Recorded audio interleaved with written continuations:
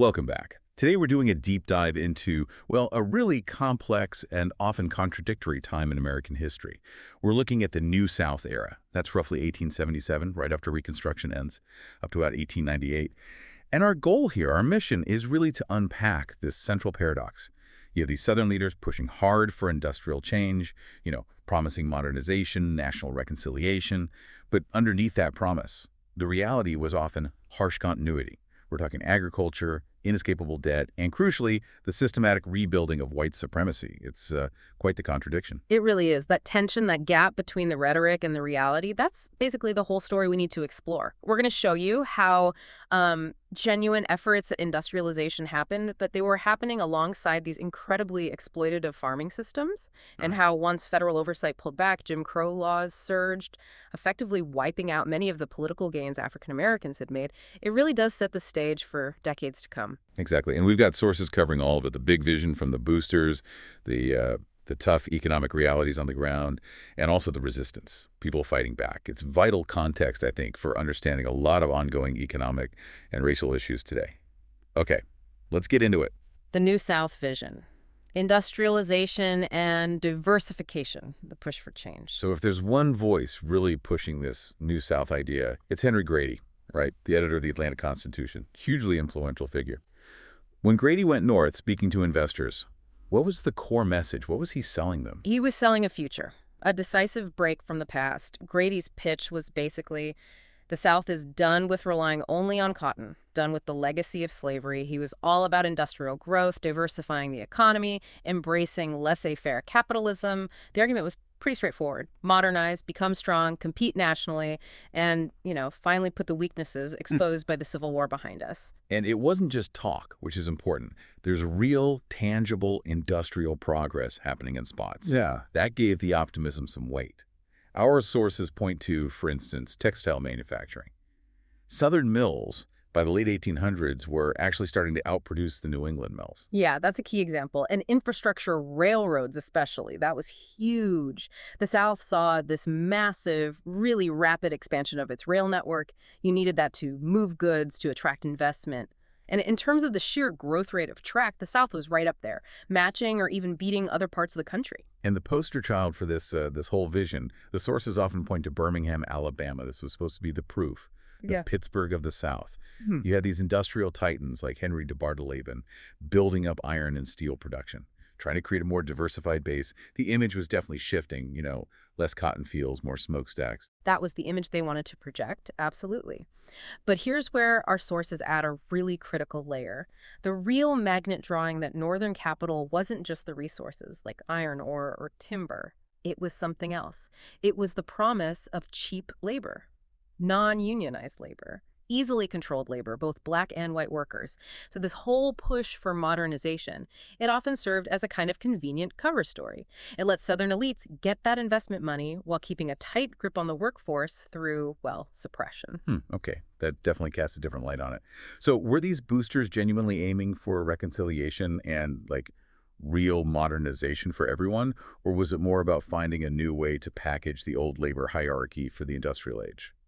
I think the sources suggest it was often let's say, a deeply pragmatic calculation, maybe even cynical. The modernization they talked about needed Northern money. Northern money wanted high returns. And those high returns, they were guaranteed by keeping labor costs incredibly low, keeping workers under control. So, yeah, the economic push and the social control were very much linked. Enduring realities, economic continuity, agriculture and debt. Okay, so the newspapers in Atlanta or Birmingham might be full of stories about progress, smokestacks rising, but what about the vast majority of Southerners, like the 80% who weren't in those cities? What were their lives like tied to the land? Right, and this is where that New South dream really hits a wall. Despite all the industrial talk, the South remained overwhelmingly agricultural, and that old dependence on cotton, it stuck around. King Cotton was still, in many ways, king. And along with it, the dependence on the really volatile global cotton market. The urban modernization just didn't reach deep into the countryside for most people. And the systems keeping people locked into that agricultural life were just devastating. Sharecropping and tenant farming, these weren't just labor contracts, were they? They seemed designed, almost engineered, to trap people, both poor whites and, almost all black farmers, trap them in debt. Exactly. We really need to grasp the mechanism here, this thing called the crop lien arrangement. It sounds dry, but it was brutal. Imagine you're a farmer in the spring. You need seeds, you need tools, maybe food to get through till harvest. You have no cash, zero. So you go to the local furnishing merchant, who's often also the landowner, by the way. You get supplies on credit, and the collateral. It's your future crop. The landowner's on the crop you haven't even grown yet. So, okay, let's say a farmer needed, I don't know, $100 worth of supplies to get started. What did it actually end up costing them? Oh, way, way more. The sources are pretty clear on this. Merchants would charge insane interest rates on credit, sometimes 50%, sometimes even 100% higher than if you'd paid cash. So harvest time comes in the fall. The merchant takes your cotton, sells it, tallies up what you owe the original amount plus that crazy interest. Most years, the value of your entire crop wouldn't even cover the debt, which means you start the next spring already in the hole from the last season. It's just inescapable. You can see why the sources call it a new form of slavery. You're not literally owned, but you're bound. Bound to the land, bound to the merchant, year after year. Precisely.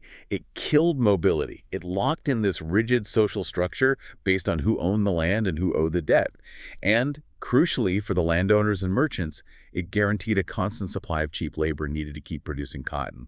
That promise of economic freedom that emancipation was supposed to bring. For millions, it was just completely suffocated by this debt system. The resurgence of white supremacy. Jim Crow, political and social continuity. So while the economy is stuck in this kind of agricultural debt trap for so many, the political and social scene is actively being reshaped by the reassertion of white supremacy. And this really kicks into high gear after a major political deal, the Compromise of 1877. We should probably pause on that. What did that compromise mean on the ground? Yeah. The Compromise of 1877 is fundamental. It's basically the official endpoint of Reconstruction. The super short version is, Democrats in Congress agreed to let the Republican, Rutherford B. Hayes, become president after a disputed election. But the price was steep. Hayes had to agree to pull all remaining federal troops out of the southern states. And removing those troops, that's a very clear signal. The federal government was essentially washing its hands of protecting the civil and political rights of African Americans in the South. And with the federal government stepping back, the path was clear for southern state governments, now firmly back in the hands of white Democrats, the so-called Redeemers, to start rolling back everything, systematically dismantling the progress of the last 10 years. And this leads directly to that huge legal moment, Plessy v. Ferguson in 1896. Oh, absolutely. Plessy is monumental because it gave the constitutional green light to segregation for the next, nearly 60 years. Homer Plessy himself was legally classified as black. He was 1/8 African American. But this was a planned challenge. It was organized by a group in New Orleans, the Comité des Citoyens, a multiracial coalition, actually. They deliberately targeted a Louisiana law that mandated separate railway cars for black and white passengers. But the Supreme Court didn't see it their way. They sided with Louisiana. They upheld the segregation law using that infamous phrase, separate but equal. Separate but equal, which, of course, became the legal justification, the fiction, really, that allowed Jim Crow laws to just explode across the South. The ruling basically told states, go ahead, segregate schools, hospitals, transportation, water fountains, cemeteries, you name it. And in practice, facilities were never equal. But the court's decision gave segregation the full backing of the law. And it wasn't just about separate facilities. It was about removing black people from political power altogether. The tools they used were blatant. Poll taxes you couldn't afford. Literacy tests designed so you'd fail. And those grandfather clauses, right, which basically said if your ancestor could vote before the Civil War, you were exempt, which only applied to white voters. Exactly. All designed to disenfranchise black men. They were systematically shut out of voting, barred from serving on juries, pushed out of any public office they might have held. And we have to be really clear about how this was enforced. It wasn't just laws on paper. It was terror, violence. The scale of it is just staggering. The sources talk about over 1,000 African Americans lynched in the 1890s alone. Lynchings weren't just random mob actions. They were often public spectacles used as a brutal tool to enforce racial hierarchy, punish any perceived challenge, and just instill fear. And sometimes this violence was highly organized, targeting specific threats to the established order, like the Thibodaux Massacre in Louisiana in 1887. That was aimed squarely at black sugarcane workers who dared to go on strike for better wages. Economic resistance met with deadly force. Yes. Or think about the Wilmington coup in North Carolina, 1898. That wasn't a riot. It was an armed overthrow. White supremacists literally, violently kicked out a legally elected biracial city government. They took power by force. Groups like the KKK and newer white vigilante groups that sprang up used constant intimidation and violence. It ensured that whatever economic modernization the New South boosters talked about, the social and political reality would remain firmly rooted in white supremacy. We have to pause, and really acknowledge the brutality here. These weren't abstract historical events. They were calculated acts of domestic terrorism. African American resistance and activism, continuity of struggle. Okay, so faced with this, this onslaught, legal segregation, political disenfranchisement, constant sort of violence, what happened to resistance? Did people just give up? Absolutely not. That's the crucial counter-narrative here. We can't just paint the Jim Crow era as solely about oppression and victimhood. Though the oppression was immense, it was also an era of incredible resilience and strategic resistance. It adapted, but it never stopped. Think back to the Comité des Citoyens in New Orleans, organizing the Plessy case. That was a sophisticated legal challenge. They were using the system, the courts, to fight back, even when the courts ultimately failed them. And we absolutely have to talk about Ida B. Wells. Her work was just groundbreaking. She wasn't just reporting on lynchings, she was investigating them, like a detective, using facts, data, interviews to completely dismantle the lies used to justify these murders, the false claims about black crime or protecting white womanhood. Her courage was extraordinary. They destroyed her newspaper office in Memphis. She faced constant death threats, but she just kept going. Moved north, took her campaign international, exposing what was happening in America to the world, demanding federal intervention. Her work really shows the power of information, of journalism, as a weapon against injustice. During the same period, you also see different strategies emerge for how black communities should navigate this incredibly hostile environment. Often debated strategies. Booker T. Washington comes to mind. Right. Washington, head of the Tuskegee Institute in Alabama, was a major voice. He strongly advocated for focusing on vocational education, learning practical skills, building economic self-sufficiency. His famous Atlanta Compromise speech in 1895 basically urged black people to prioritize economic progress first. Get good at farming, mechanics, start businesses.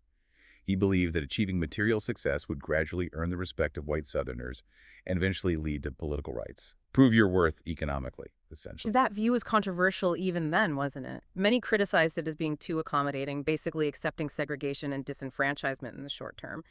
And there were very different, more radical responses, too, like Bishop Henry McNeill Turner.